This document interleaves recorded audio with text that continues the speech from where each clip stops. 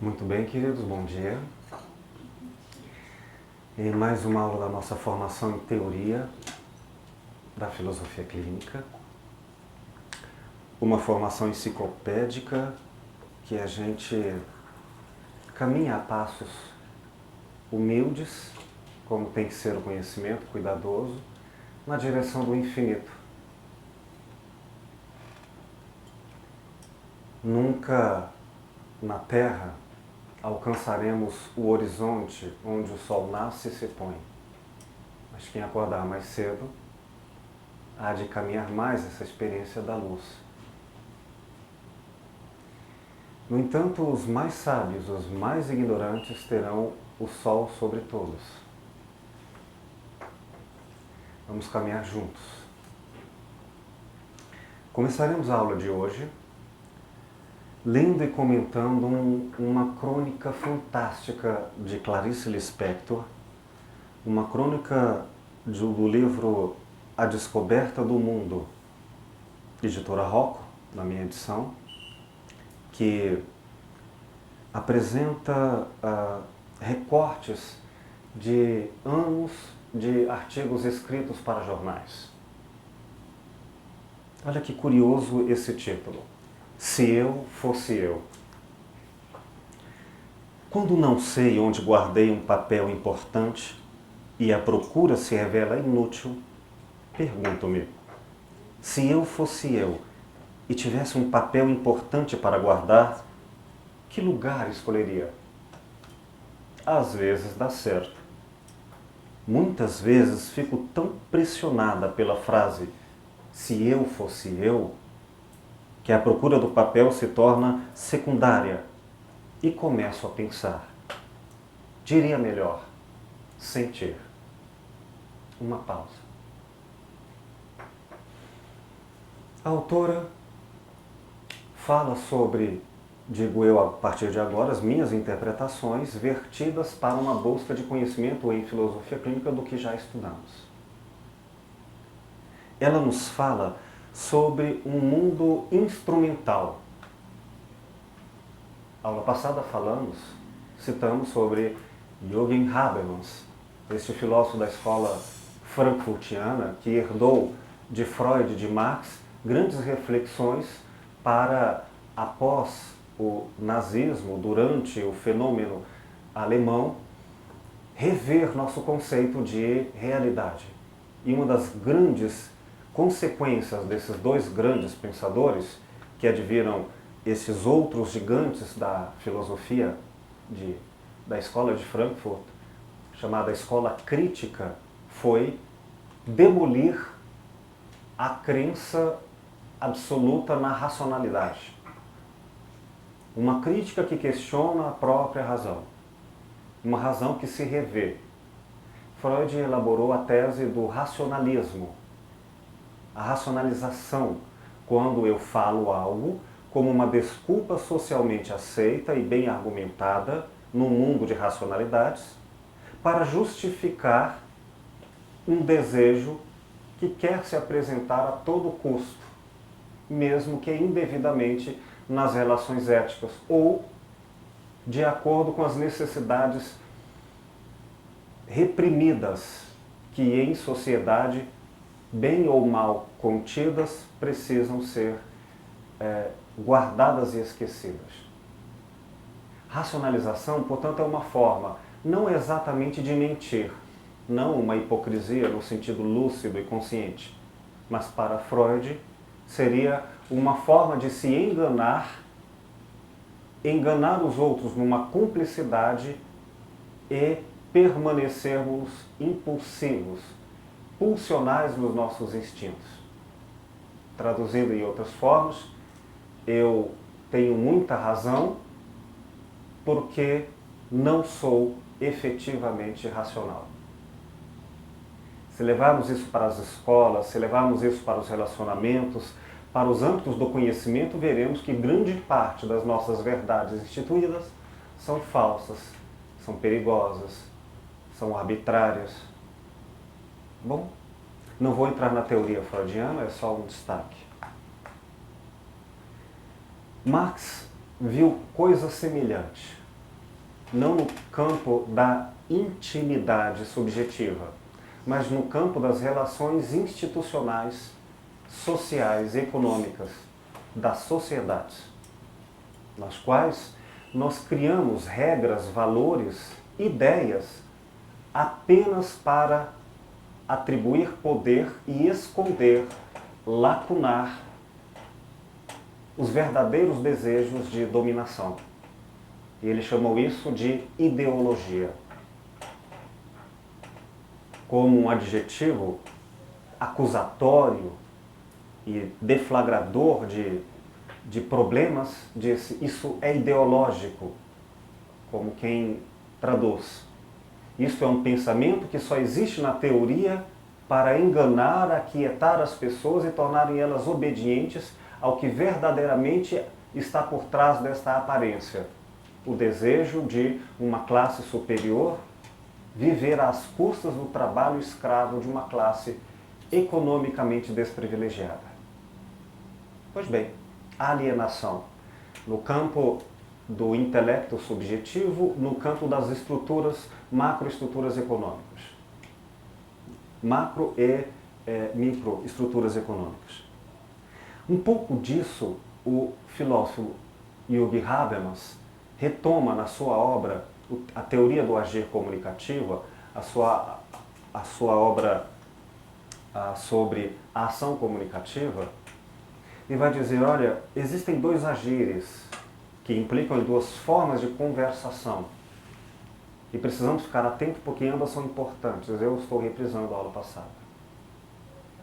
Um agir que é chamado instrumental. Instrumento, meio, coisa, não tem valor subjetivo e humano. É o que chamaríamos de conhecimento objetivo. É aquele convencionado de forma a não ter elementos íntimos e ser comum a todos. Por exemplo, regras matemáticas, mensurações, 3 metros, em qualquer lugar essa medida é a mesma. Embora o valor é grande, pequeno, é muito ou pouco, já é pessoal e variável. Então, de um lado, nós temos o conhecimento instrumental, que é o conhecimento científico, que é a busca de verdades da natureza que revelam e traduzem o mundo em que vivemos, e não vamos subjetivar isso, porque não perderíamos o valor do conhecimento instrumental. Por exemplo, dizer que quando um cirurgião vai fazer uma operação, ele precisa de conhecimentos instrumentais. Quando um contador numa empresa fará um cálculo para a administração dessa empresa, esta pessoa precisa de um conhecimento que não é subjetivo. Para mim é 4. Não, para mim é... Não é relativo. Ela é comum para todas as pessoas. Há uma lógica intrínseca objetiva. Entenderam? Isso é a objetividade. Sem isso, nós não teríamos um mundo comum ao avanço das ciências e tecnologias. Mas há também um outro espaço de comunicação chamado que é um agir de ser comum, comunicativo, de troca, de subjetividades, no qual importa se eu firo ou se eu sou ferido. Importa os valores em jogo. Quando conversamos de forma autônoma, de forma comunicativa, nós não somos as mesmas pessoas que éramos antes, porque é uma troca. Eu gosto, você não gosta, questões políticas, questões psicológicas, questões éticas, tudo isso muda. Tudo isso importa. Ouvir o outro e construir relações entre as diferenças. Chamamos isso de alteridade. Então temos este lado objetivo da conversação e o lado objetivo da conversação. Um não substitui o outro, mas um não pode, um lado objetivo e um lado subjetivo. O agir instrumental, a conversação instrumental e a conversação comunicativa, de comum, de troca, que é a conversação subjetiva. Os dois coexistem para que vivamos como pessoas e, por exemplo, como profissionais. parte das nossas conversas devem ser instrumentais. Preciso resolver questões práticas com a pessoa que eu convivo. Contas a pagar, questões bem econômicas da época. Outra parte tem a ver com o que você acha, como você vê. E aí importa que as diferenças devem ser conhecidas e respeitadas. O que está dizendo Clarice Lispector? Quantas vezes nós só ficamos no mundo instrumental? Esquecemos que somos pessoas. Esquecemos que temos uma vida subjetiva para ser conhecida e modificada, para ser autêntica. Observem nas suas próprias vidas. Se nós não gastamos muito tempo falando de coisas, até de coisas nossas e não de nós mesmos. Eis que, de repente, ela conversando consigo mesma em monólogo, onde eu deixei isto? Minha memória está me falhando. E aí ela usa um truque psicológico. Se eu fosse eu, onde eu teria deixado esse objeto que esqueci? Fazem isso conosco, não é? Quando esquecemos. Tenta lembrar, fulano, onde você deixou isso ou aquilo? Ela faz isso consigo mesma. Uma conversação meramente instrumental.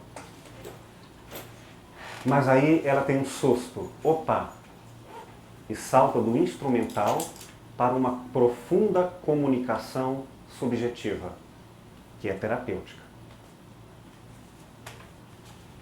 Então ela leva um susto e diz: a questão instrumental é secundária, a busca do papel que eu perdi não é mais a questão fundamental. Agora eu estou realmente assustado, porque descobri que a pergunta, se eu fosse eu, de fato é forte, de fato é reivindicatória, porque então estou me dando conta de que eu não sou eu.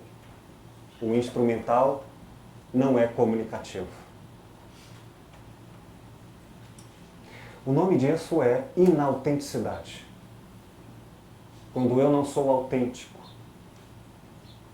quando eu me coisifiquei, pela roupa, pelo discurso, pela rotina. E aí esse susto a faz pensar. Esse susto que nós chamamos aqui na cultura grega de tauma e na cultura moderna de pathos. Esse susto que, ai, eis que o óbvio não é uma verdade absoluta. Isso me faz pensar. É um pensar chocante. É um trauma. É um susto. E filosofar é um ato de espanto. Só que ela esclarece melhor. Não é um espanto via racionalidade. Em filosofia clínica sabemos que há um modo como cada um elabora sua estrutura de pensamento. Como ela então começa a refletir e filosofar através dos sentimentos. E começo a pensar, diz ela, diria melhor, sentir. Se fôssemos reescrever isto pela estrutura de pensamento subjetiva de cada um, não poderíamos reescrever, diria melhor, pensar com o corpo, sentir corporalmente, ou sentir com as emoções. Por exemplo, estamos vivendo de forma automática. Não nos damos conta de quem somos, portanto não nos transformamos em graus de consciência de quem somos.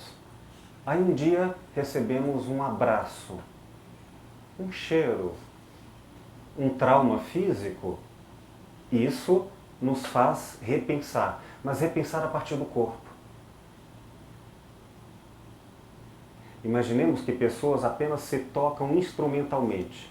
De repente, elas são tocadas sensorialmente de maneira a rever pelo corpo quem ela é em seu estado de consciência. Vamos rever isso em outros tópicos? Tópico 1. Como o mundo me parece. Eis que uma pessoa ouvindo sobre o que é o mundo, como o mundo é, como o mundo funciona, o mundo religioso, o mundo econômico, o mundo físico, não importa o mundo qualquer. E alguém apresenta, olha, o mundo não é como você está achando, o mundo é outra coisa, e diz outra teoria. E isso choca você. Opa, deixa eu me redefinir. Já viveram algo assim? Como o mundo me parece? Conhece uma doutrina, por exemplo, e revê pelo tópico 1 o que acha de si mesmo. Tem uma opinião formada, por exemplo, um belo dia, por uma experiência qualquer, tem uma descoberta incrível. Ela não é quem ele achava que era, e agora ela revê isso no como acha de si mesmo, tópico 2. Vamos fazer isso de várias formas. Como foi o meio que ela escolheu aqui? No texto, Clarice Lispector. Por qual tópico? Emoções. Mas antes disso também, pensar, raciocínio. Vamos seguir adiante. E não me sinto bem. Experimente. Se você fosse você, como seria e o que faria? Logo de início se sente um constrangimento. A mentira em que nos acomodamos acabou de ser levemente locomovida do lugar onde se acomodara. Categoria lugar. Vamos tentar criar um espaço conceitual de qual é o lugar em que você descansou a tarefa de ser você mesma e não exercitou mais autonomia. O lugar, materialmente, culturalmente, em que você não mais se ocupou de existir. Eu aqui recupero a etimologia ex para fora. Sistire, ser. Em que você não mais é no mundo. Não mais põe para fora no mundo, nas relações, quem você é. Fazendo-se. Educando-se. O latim também é belo nesse ponto. Educere. Conduzir para fora. Educar é pôr para fora quem você é. Educar outrem é ensiná-lo a ser ele. Então, imaginemos que alguém fez isso no casamento. Ela exercitava um autoconhecimento, um estatuto ontológico de eu sou, eu me defino, eu me revejo, eu existo, eu ponho para fora, eu fabrico. Casou, 20 anos depois, as famosas perguntas brasileiras, filosóficas. Onkotô. Onkovô. Por que eu fiz isso? O que aconteceu? Então ela ficou, e o casamento, uma relação, ficou uma ausência da atualização da autofábrica. Nós somos artífices, nós fabricamos, não somos objetos. Bom, pode ser o trabalho,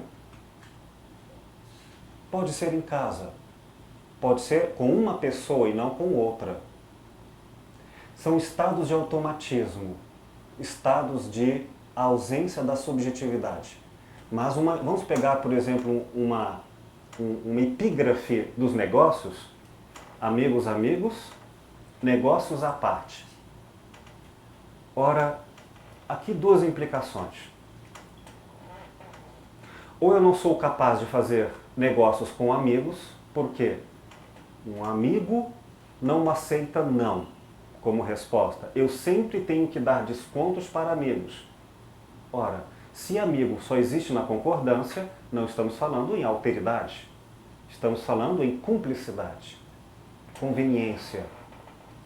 Então, não fazer negócios com amigos é um problema de não saber fazer negócios ou um problema de não saber fazer amigos.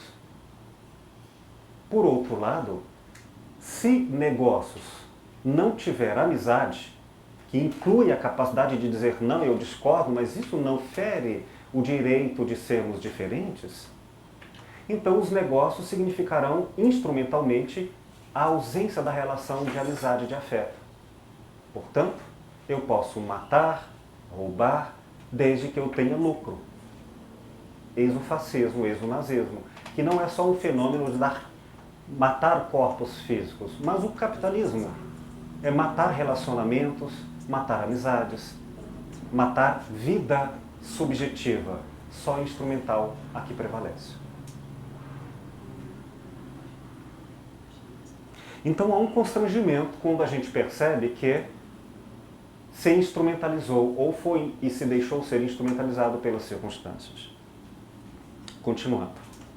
No entanto, já li biografias de pessoas que, de repente, passavam a ser elas mesmas e mudavam inteiramente de vida. Ela está dando uma referência, um dado de pesquisa, leitura. É um caminho também de autoconhecimento via leitura, via biografias.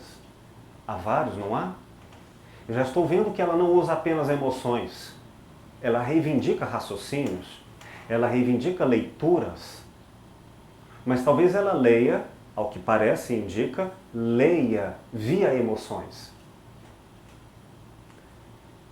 Na aula passada, quando falamos sobre emoções, não falamos de conteúdos e vivências emocionais que são muito grandes, complexas e ricas. Exemplos que daremos ao longo do curso. Falamos apenas da forma e aspectos amplos e abstratos do ato de emocionar-se, cognitivamente. Bom, eis que ela diz, é curioso que pessoas mudaram completamente quem eram quando passavam a ser elas mesmas. Eis que o que acho de mim mesmo, tópico 2, na estrutura de pensamento que Lúcio Pacter nos apresenta em sua tábua de reflexões, retomando toda a história do pensamento filosófico nessas 30 condições ou tópicos, lugares de perspectivação. Imaginemos que nós tenhamos nos alienado tão profundamente que voltar a ser, na origem, quem somos ou quem queremos ser, no processo de construção e revelação de si mesmo, seja algo como mudar completamente.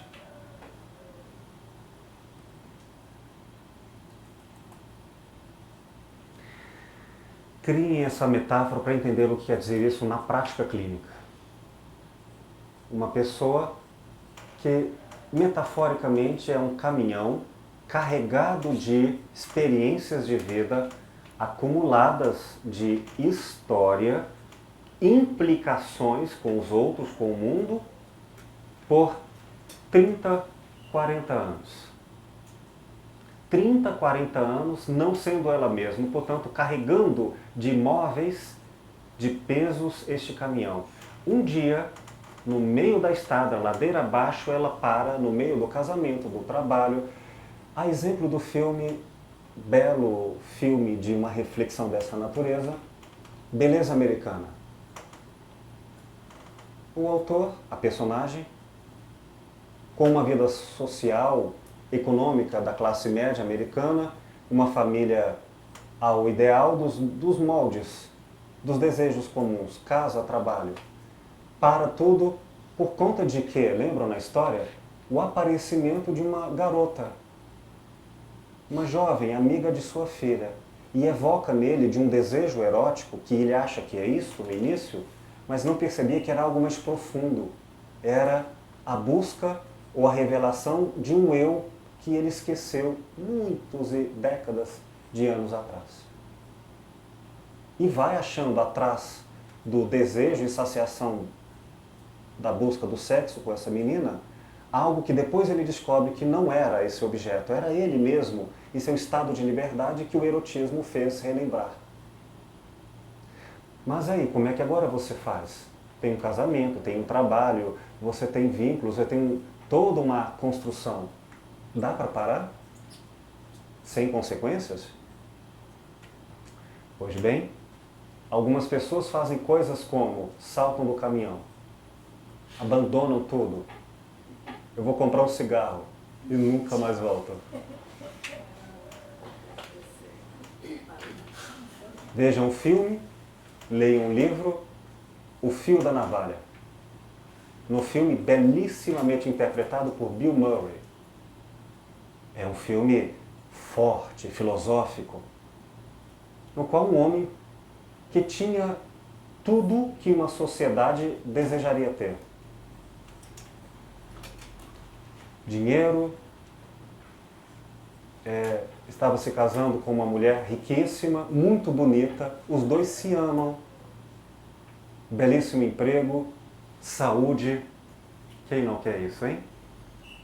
E a ausência do próprio eu. Por um motivo menos importante na história, ele decide ir para a guerra. Ele não volta do mesmo jeito. Quando ele volta, ele continua amando a mulher. Observe, mas não é isso que determina agora. Ele gosta do emprego, mas não é mais o que lhe sustenta. E ele não sabe o que é. E começa a viver como um peregrino. Não é que ele não ame, não é que ele não respeite tudo aquilo, porque não havia nada de errado para ele naquilo, mas estava ausente do que ele não sabia o que era. Igual o texto, não é? Começa a ler muitos livros e ele deixa tudo e vai pesquisando e não encontra uma resposta. Ele vive no fio da navalha. Tudo está num limite em que ele não pode mais viver indeciso, perdão, não é indeciso, ele não pode mais viver automático. Ele está sempre no fio. Então ele está sempre acordado. Muitos exemplos nós podemos ver. Atendi certa vez uma moça no consultório, 34 anos, e que, para não falar apenas em filmes, como isso é comum. Ela me disse, muita gente não me entende, eu sou recriminada por todos. Porque eu amo meu marido. E eu vou lhe dizer, é um excelente marido. Excelente pai. É rico e bonito. E ela o deixou. Aconteceu algum problema? Não. Conheceu outra pessoa? Não. Sem entrar nessa história, coisas assim acontecem. E outros fazem quase o mesmo, só que não deixam nada. Mas dentro de si ficam com sintomas porque ficam desajustadas. Bom,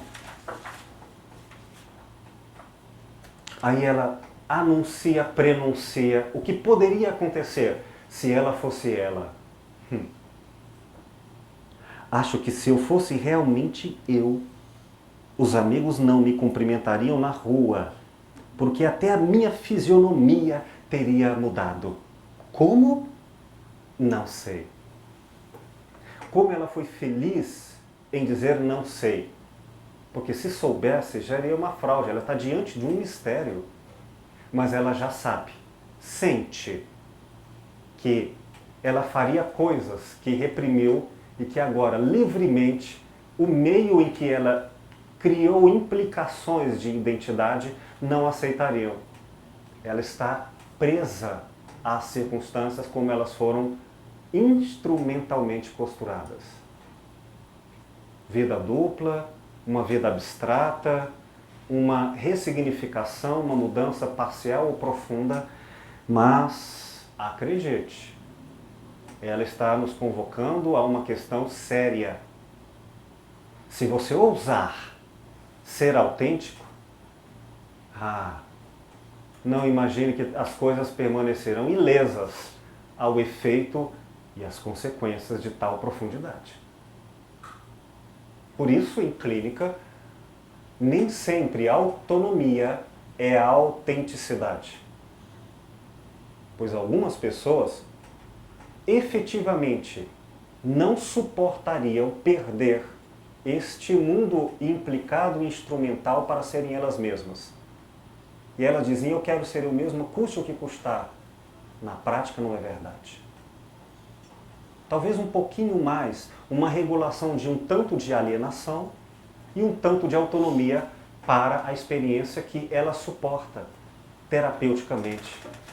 Por isso não temos uma resposta pronta, mas uma aprendizagem na historicidade de cada um para entender pelo cuidado, pela ética, como orientá-la.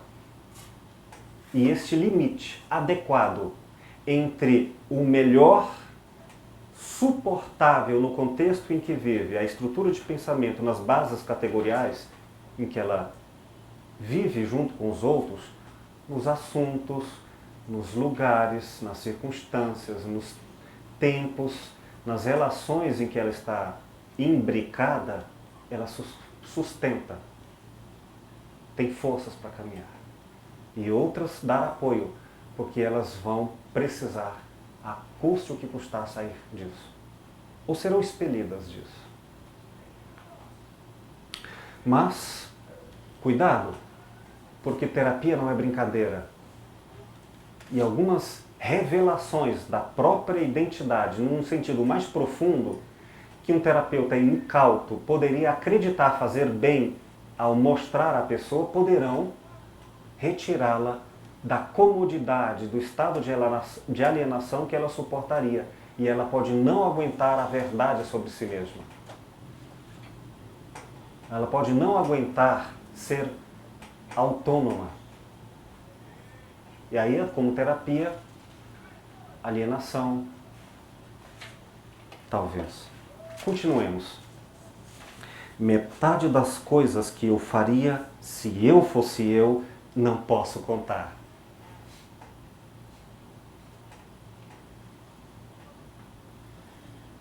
Isso num tempo em que não tinham câmeras instaladas em todos os lugares, parentes insistindo em nos filmar desavisadamente. Ah, se eu pudesse ser eu sem registros. Não sei se monstros ou santos viriam, viu? Eu tinha vontade de dar o que eu tenho sem pedir nada em troca, mas eu não posso, porque eu seria tomada como louco. Bom, acho, por exemplo, que por um certo motivo, e aqui é uma ironia, reportando a cada um qual seria o seu motivo, que gostaria, se pudesse, fazê-lo, eu terminaria presa na cadeia. Um alerta importante: a liberdade implica em prisão. Leiam um pequenino livro, poderoso, porque profundamente simples, de David Toro, norte-americano, que escreveu junto com outros, escreveu sozinho e era companheiro de um grupo que se chamava de transcendentalistas. David Toro, como Emerson, o título da obra se chama Da Desobediência Civil, e que se encontra dentro de outra obra intitulada Walden ou A Vida nos Bosques. É um clássico americano, escrito no século XIX para o século XX. David Toro. Toro é T-H-O-R-E-A-U.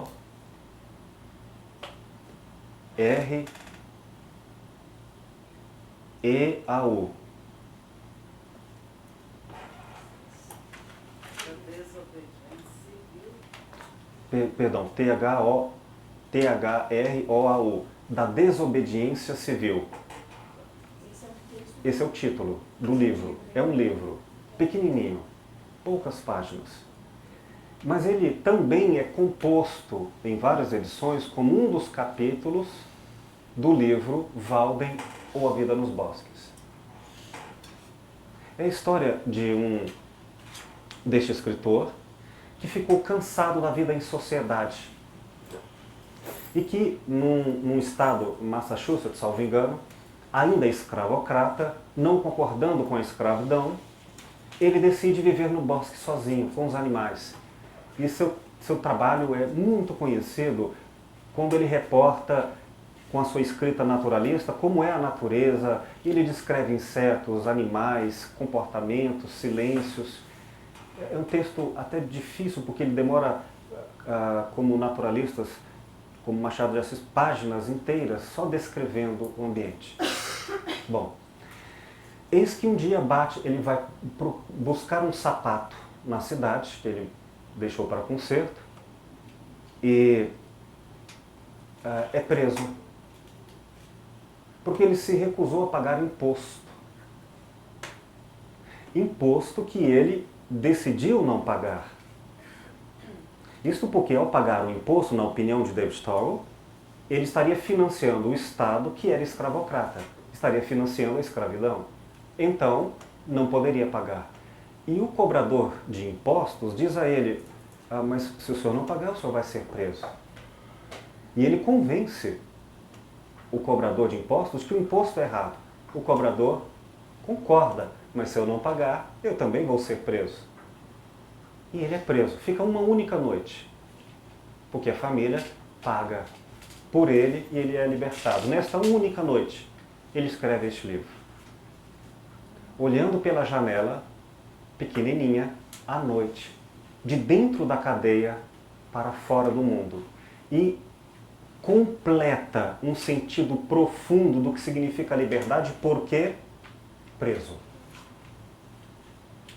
Não a partir da prisão, porque ele já construiu o afastamento da sociedade nos bosques, mas agora ele elaborou a ideia de preso institucionalmente.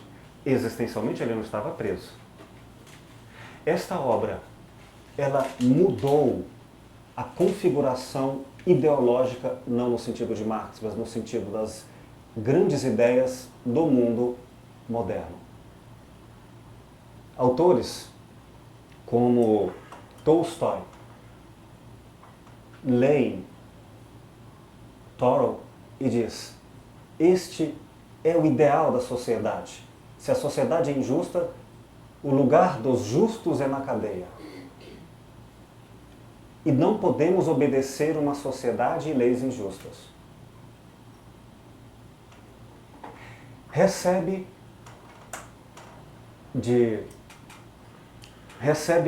enquanto Mahatma Gandhi, na África do Sul, está preso por praticar a desobediência civil, ele recebe o livro de Thoreau, por Tolstói, que lhe envia, ele lê e reelabora com mais profundidade e com clareza todo o seu projeto de vida. E muitos e outros grandes líderes pacifistas políticos, tópico 1, como o mundo me parece, como forma de mudança da própria estrutura de pensamento no mundo, a partir dessa tese. A prisão é o lugar da liberdade. Padre, Beto, continuemos. E se eu fosse eu, daria tudo o que é meu e confiaria o futuro ao futuro. Confiar o futuro ao futuro como quem agora não será mais, no antigo conceito de eu, regente da própria vida. Se o meu eu é alienado e só vive instrumentalmente, autoconhecimento é: vou não me obedecer mais. Não vou seguir mais a rotina do que eu era. Então, tudo o que estava vinculado ao conceito de eu, que eu chamava pelo pronome possessivo, meu, eu, ao dá-lo, me libertarei do que me aprisionava ao conceito de eu. Vou esclarecer. No mundo e no modo capitalista de ser, que do século XVII a hoje sofreu mudanças, mas tem como, pelo menos até o século XX, como força fundamental eu sou pelo que tenho. Ou seja, o objeto de posse define quem eu sou, num nível identitário, não pela posse material, mas pela posse psicológica, pela posse mais ainda ontológica. Eu sou pelo que tenho. No capitalismo, implica em dizer que até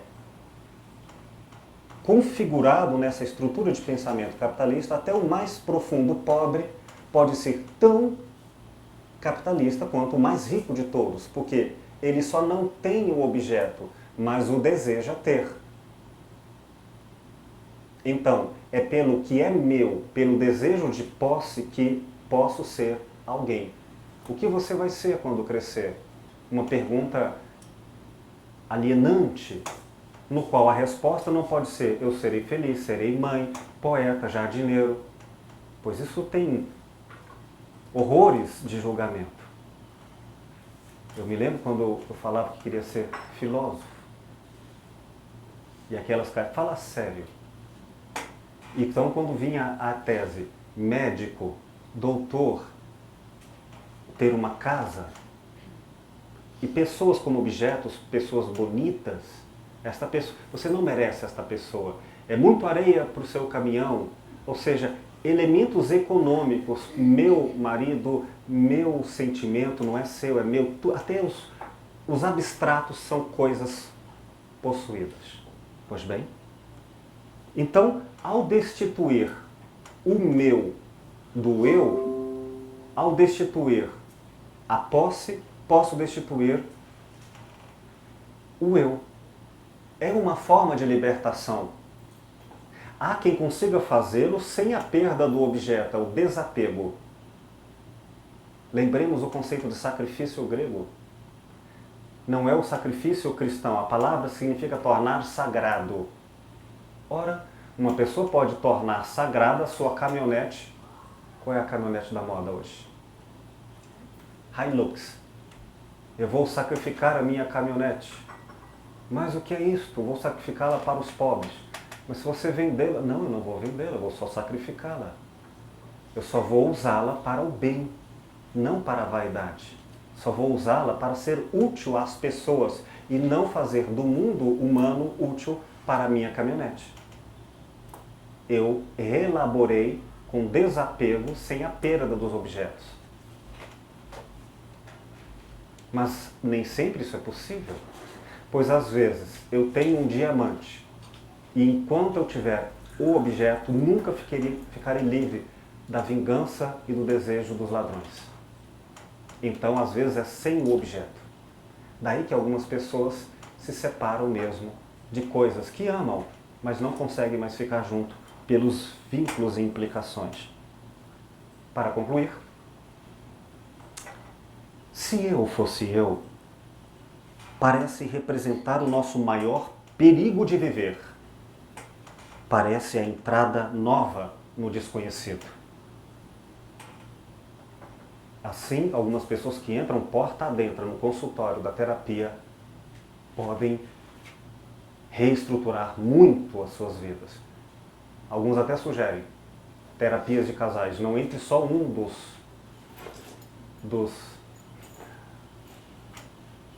dos que pertencem dos membros do casamento, ou filhos, ou numa empresa mexe só com uma pessoa, porque isso, ao invés de ajudar, pode ser que desarticule. Continuando. No entanto, tenho a intuição de que, passadas as primeiras chamadas horas da festa que seria, teríamos enfim a experiência do mundo. Prestem atenção nisso. O entusiasmo da liberdade, que não é a liberdade, é o alívio da pressão, uma mola que precisou ser solta. É natural que os primeiros momentos sejam uma compensação de um tempo perdido, de um desejo de saciedade acumulado, só isso. Mas depois tudo se acomoda, o rio fluxa, ele vive no seu fluxo agora já sem a correria de um impedimento, de uma contenção e agora ele flui naturalmente para o mar. Depois que passar o desejo do eu não consigo ser eu, agora eu consigo, vou comer todo o chocolate do mundo, eu saio do aprisionamento a meu antigo eu. E para onde eu vou? A experiência do mundo, a objetividade, o não eu. Para ela foi assim, viu? Para muitos não. Mas na clínica é natural que uma pessoa que ficou contida há muitos anos, de forma alienada, não sendo ela autêntica, quando consegue, vai para a farra mesmo. Vai para estados de alienação, bebe, faz a farra, tudo bem. Logo depois ela acomoda. E aí ela se dá conta de uma coisa que não existia no mundo do alienado. Só existe o eu. Agora existe o mundo, o infinito, o mistério. Nossa, eu fiquei tanto tempo sendo esposa, tanto tempo sendo isto ou aquilo, coisa, que agora não é mais a pergunta quem sou eu olhando para mim, mas o que há no mundo? Para onde eu vou? O que há no mundo com que eu vou me identificar que não os espelhos com os quais eu me aprisionei na vaidade? É o mundo agora que fala.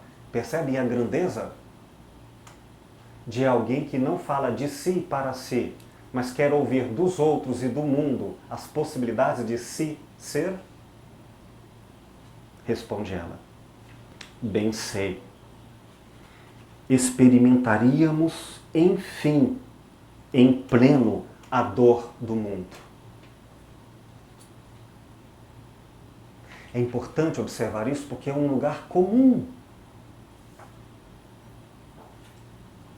Na aula passada falamos e lemos um trecho de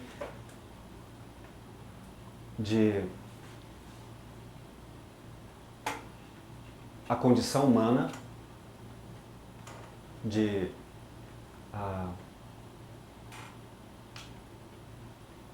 qual o nome da autora, gente? A filósofa Hannah Arendt.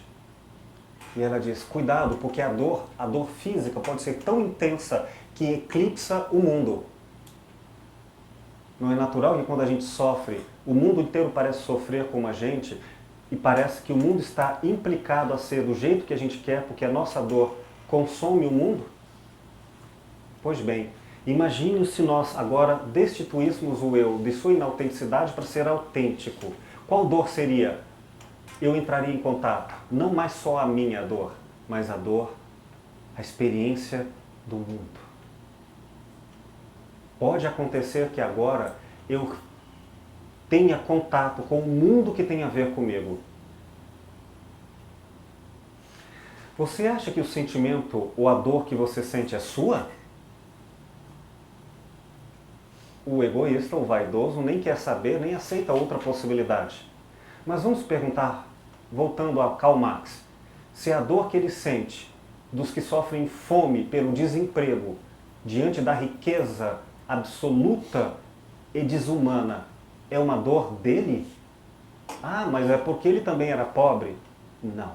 Ele sentia uma dor que era econômica, uma dor do mundo, via uma leitora. Mas não há aqueles que sentem a dor do mundo? Pois bem, quem sabe se uma pessoa destituída de seu aprisionamento egóico, ela possa ter como experiência íntima o mundo. Vamos pegar um outro exemplo? Um cientista que terminou seu doutorado. E ouvi muitos colegas fazerem isso. E dizer, eu não aguento mais escrever para bancas que querem repetições do que eles estudam, mas não é o que eu quero. E depois passo a ter uma certa aversão aos estudos, porque aquilo foi feito para título e não para o conhecimento. E então, libertados disso agora, com o título e com a socialidade do que esse título abre como portas de possibilidades, agora eu vou conhecer o mundo, não o que alguns querem. Não o sofrimento no sentido dos valores, mas o sofrimento no sentido da objetividade, o sofrimento no sentido da liberdade do mundo. E lembrando o que nós estudamos nas primeiras aulas, parte da realidade é como eu vou e interpreto as coisas. A outra é deixar vir o que o mundo pode me dizer e eu ter ou não vínculo com isso. Continuando ela. E a nossa dor, aquela que aprendemos a não sentir. Sentiremos duas dores, portanto, a dor do mundo, não a do egoísmo. E a própria dor. É a dor de não ter sentido dor. Um exemplo miúdo. Homem não chora. Engole esse choro. Contenha as suas emoções. Você é uma moça, por favor, você não pode ter esses prazeres. Isso é indecente. Então ela contém. E ela sofre. Por que não sofreu? Por que não sentiu? Ela sofreu de anestesia. Então ela pode aprender com aquilo que não sentiu. Eu deixei de amar porque na época era uma vergonha. Eu deixei de fazer isto porque eu acreditava que isso era mais importante. O instrumental superava a comunicação íntima de valores. E continuando a leitura, não só dor, vamos lá, diz ela, mas também seríamos por vezes tomados de um êxtase de alegria pura e legítima que mal posso adivinhar. Na hora da liberdade não é só dor o que entraremos em contato, mas algo que vai encher de alegria, êxtase, ex para fora, stasis, ser. Existir e êxtase, qual a diferença? Existir é quando eu ponho para fora com autonomia, eu fabrico quem sou. Existire, eu existo, eu me construo.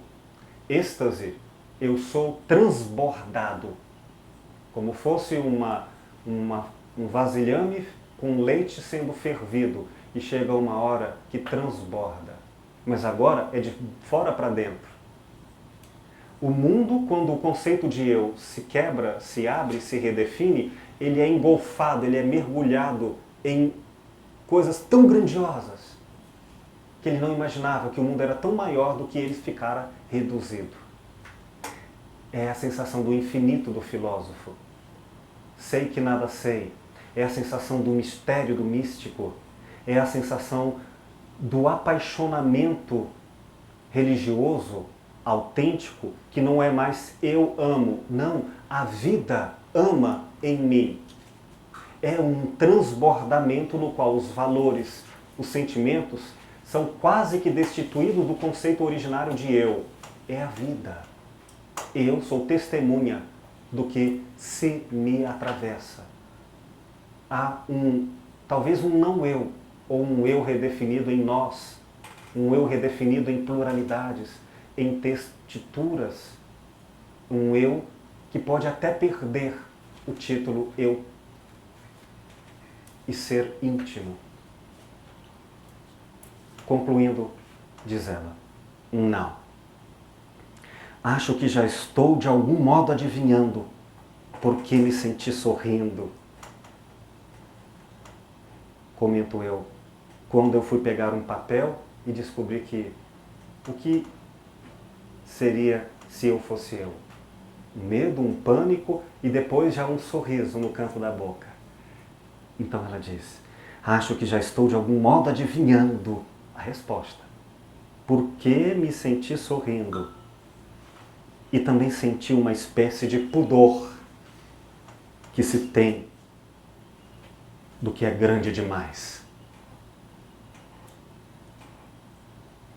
Como ela termina isso com beleza. O conceito íntimo, a verdade que se revelará a quem a pergunta fizer e ousar a resposta, se eu fosse eu, e se conduzido pela filosofia clínica com extremo cuidado de autoconhecimento e heteroconhecimento, a resposta é grande demais. Por isso vale a pena. Eis a missão da filosofia clínica, retomada pela obra de Clarice Lispector, de texto. Gostaram? Este livro de crônicas chama A Descoberta do Mundo. E o título, Se Eu Fosse Eu, nesta edição, página 156, na minha edição de 1999. Queridos, comentários, perguntas, para fazermos o intervalo e depois começarmos a aula de hoje. O que acharam?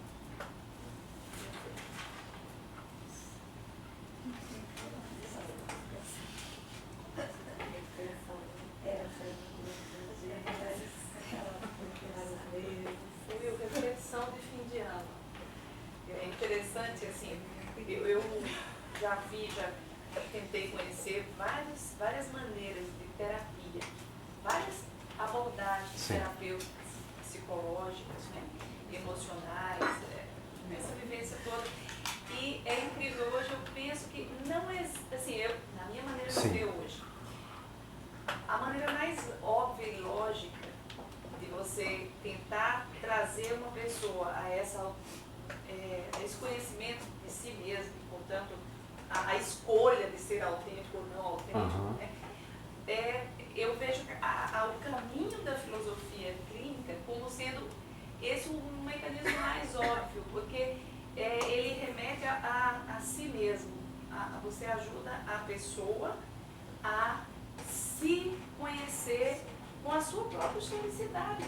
Não tem outra maneira, né? Assim, é incrível como essa é uma maneira, porque psicanálise, gestalterapia, as outras correntes, elas vão dando insights muito isolados, a meu ver, né? Na minha maneira de conhecer tudo isso. Mas a filosofia clínica, ela tem uma lógica de conhecimento, de autoconhecimento através da própria história. Então, é incrível como essa maneira de abordar é mais, eu acho que consegue ter um efeito terapêutico melhor, né? A minha impressão. Por isso que eu parabenizo você da terapia. Eu acho fantástico a terapia. Você no plural, né? Vocês, vocês da terapia, sabe? Eu acho bacana. Obrigada por isso. Grato também, querida. Não é a melhor, não é a única, mas é uma bela forma de ajudar com grande conhecimento a partir da escuta. O que mais, queridos? Considerações, comentários? Eu disse para você assim, eu achei a resposta da minha aposentadoria ano que vem. É porque eu não consigo fazer negócios com amigos, eu não consigo transformar os meus clientes em amigos, eu só quero fazer negócio com amigo. Eu resolvi, eu matei uma questão hoje. É sério, filosoficamente eu não consigo explicar, né? Eu, internamente eu sei, tem uma razão, que tem uma questão muito mais espiritual, né? Mas fechou a questão para mim, filosófica. É porque é difícil, no tipo de negócio que eu trabalho, transformar o cliente em amigo. A aula de hoje resolveu anos. O pensamento foi isso. Escrevi aqui, falei, Lúlia, fechou, resolveu. Uau! Nós estudaremos A depois. resposta filosófica, a decisão eu já tinha. O significado desses termos estão na historicidade dela, não são lugares comuns, porque, como tudo, vimos que é via escuta de cada um. Sim, questões? Sabe o óbvio, né? Como que esse é tão diferente? Sabe o óbvio, o objetivo?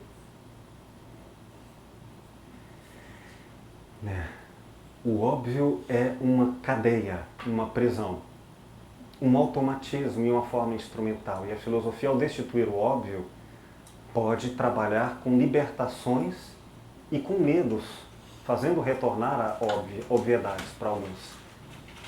Mas sem dúvida, se quisermos ver o mundo do outro, o pathos, o espanto é: eu tenho que saber que não sei e não ser óbvio o julgamento. Por mais que eu saiba, por maior que seja a minha erudição, nenhuma verdade é maior do que pode um diálogo estabelecer pela escuta. A verdade está sempre naquilo que ainda não foi dito, à espera da escuta. Outra coisa que é diferente é esse gratuito. Mais profundo. Questões? Nesse momento que o círculo fica pequeno, o raio é pequeno e o pato se ressignifica, né? E parte para um novo, uma releitura de si mesmo, né? Uma coragem de se enxergar de uma nova forma, deixa de ser instrumento e passa a buscar um pouco mais de autenticidade, né? Um pouco mais de autonomia, ou a soma das duas coisas em raro momento. Mas, assim, analisando, ou pelo menos observando, né, Thoreau, entre outros, parece que ao exercer, ao ressignificar, expandir esse ciclo, mas a partir do momento que você decide conviver novamente, vai ter que se de alguma forma deixar que a vida instrumental, objetiva, conecte novamente. Porque senão você vai para o bosque, onde você estará aberto o tempo todo a tudo. Isso mesmo, é tudo. Então, me parece que assim, me coloca uma coisa de que a questão não é o problema de ter a vida instrumental, mas conhecer os instrumentos. Perfeitamente. Aliás, Habermas, na sua teoria da ação comunicativa, ele coloca bem claramente que se ficarmos só na comunicação valorativa, nós perderemos a ciência. O mundo não é só uma questão de opinião, ou de perspectiva, ou de valores. Existe objetividade. E essa objetividade não pode ser perdida, mas também o inverso. Então a conjugação de ambas é feita para a necessidade de vivermos juntos. Mas como é para cada pessoa no espaço da terapia, aí entram as surpresas. Algumas pessoas só conseguem ou desejam, vamos dizer assim, viver na instrumentalidade. Imagina, tire um garoto dos seus 20 anos e uma vida totalmente instrumental, com direito e erotismo e vaidades e famas, e dizer, vamos trocar ideias íntimas sobre o que é de fato para nós, como valores. Acha que ele deixaria? Muitos não, outros sim.